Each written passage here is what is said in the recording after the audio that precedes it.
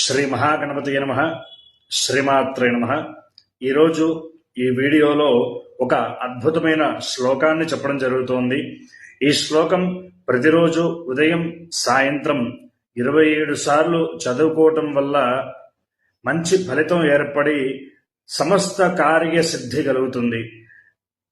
సమస్త కార్యసిద్ధి అంటే మీ పనులన్నీ ఏ ఆటంకాలు లేకుండా అమ్మవారి యొక్క అనుగ్రహంతో చక్కగా పూర్తవుతుంది.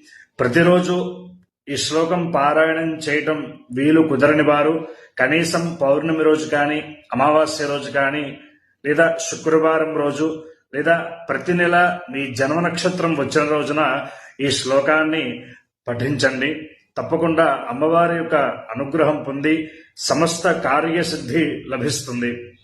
ఇప్పుడు నేను ఈ శ్లోకం చెప్తాను.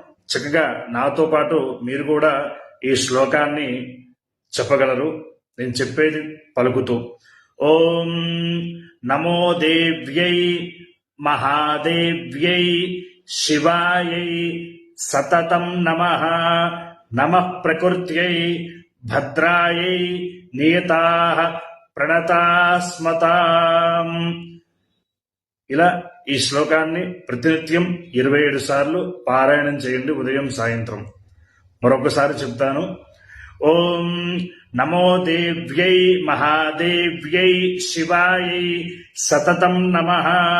నమః ప్రకృత్యై భద్రాయై నియతాః ప్రణతాస్మతాం. జై శ్రీరామ్. శ్రీమాత్రే నమః.